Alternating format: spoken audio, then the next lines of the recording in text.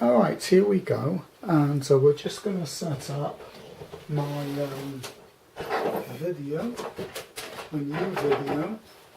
And so what we're going to do today, I'm just trying to find a couple of coins that I can put so I don't have the pictures in the wrong place. These are some new pictures that were set up when we had the church fete. That was the other day. So what I'm going to try and do is take one off at a time so that you can see what it is. So there we go, and there we go, and that one there is, let's try not to bang the tripod, or as I call it, the tripod, because if I knock it, that's bound to be something wrong. So I'm going to be very careful taking these off. This is like a sort of elongated tomato that was taken with my sq-10. We'll move that bit of plastic out of the way now. That is some kind of fruit. Somebody said it was a Chinese gooseberry, Japanese gooseberry or something. I don't know what it was. And some of these might be upside down, but don't worry about that. And this one here, not quite sure what that is. Looks a bit like a Chinese lantern with a red berry in the middle. And we'll now go down to the other one. This is a black and white version of some kind of fruit that was cut in half. I've got that in colour. So as you can see, these are close-ups. These are all close-ups that I did on the church fete.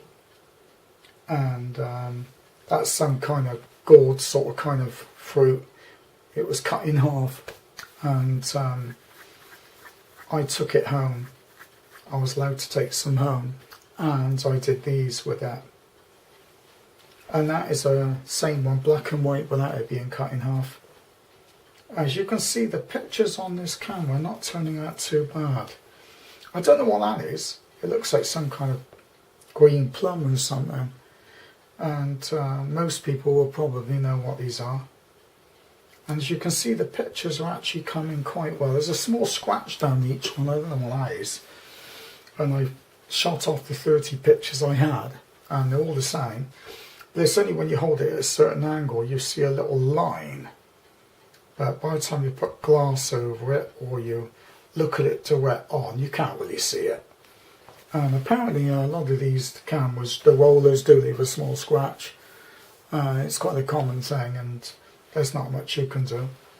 And there's this gold thing again, in black and white. See, black and white's a bit pale, it's not really what I like. But I've learned how to do a lot of things with these, and I will show you in a minute something a bit on what I've done. And there it is, in colour. And there it is in black and white, let's see, colour again. So we can, that I haven't got it out of the shot. If we just have a look, no, we haven't. The other thing I want to show you what I've done, that's if I can get it out without kicking the tripod, as I call it. These are some pictures that I actually decided to scan. Now I scan these on my scanner.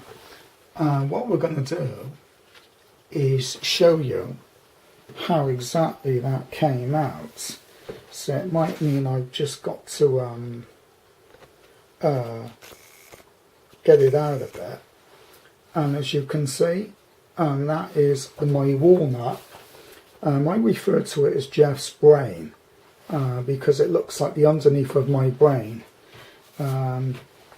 which never seems to work these days. I found out there's a bit of shadow noise on this camera when it's taken indoors. Most of these were taken indoors. But actually, in the black and white ones, it actually adds a bit of character to it. If I took it in bright daylight, it would probably be fine, but they were taken under a light in the kitchen. That's another one. These were actually scanned. The little pictures were scanned on my flatbed scanner. they were made to 4x4 images rather than 2¼ by 2¼ and that's quite nice. I could probably sell these, who knows, to some church people or something, in a picture frame or some 8x8 picture frame. This is the other one. This is a black and white one that I've done, and it doesn't look too bad. A bit dark. This one came out a bit dark, and again,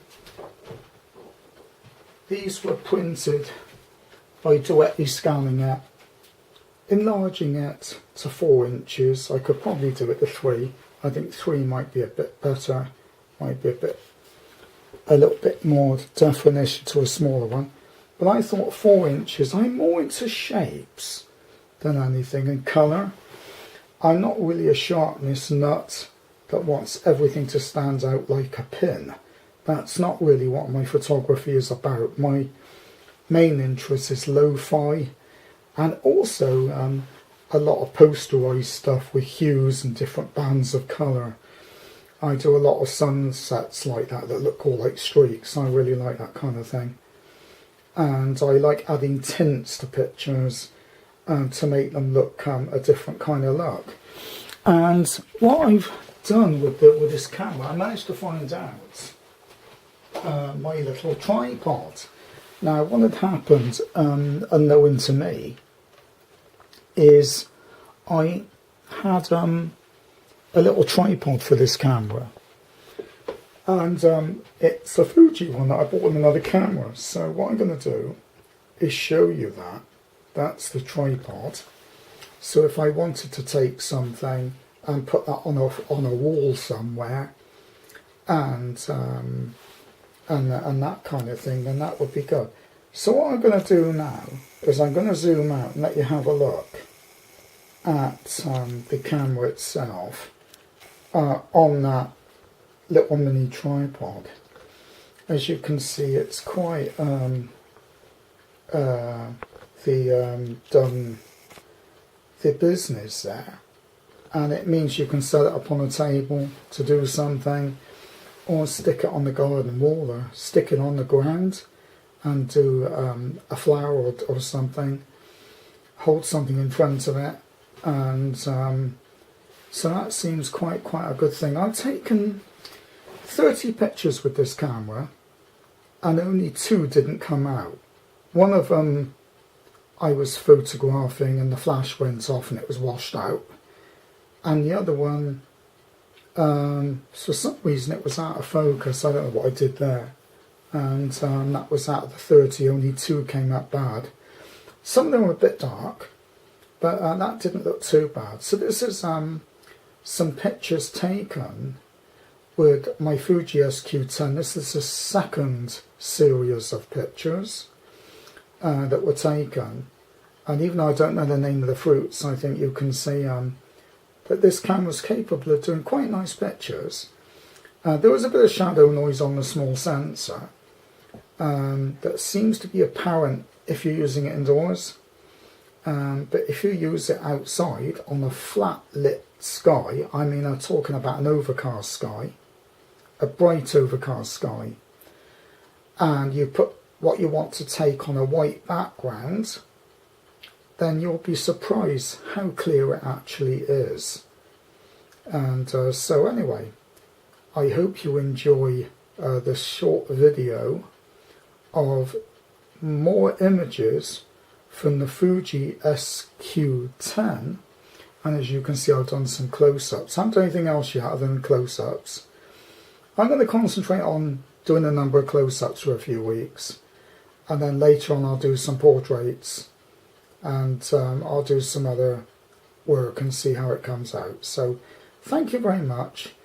Do enjoy looking at the pictures, and I hope to see you soon.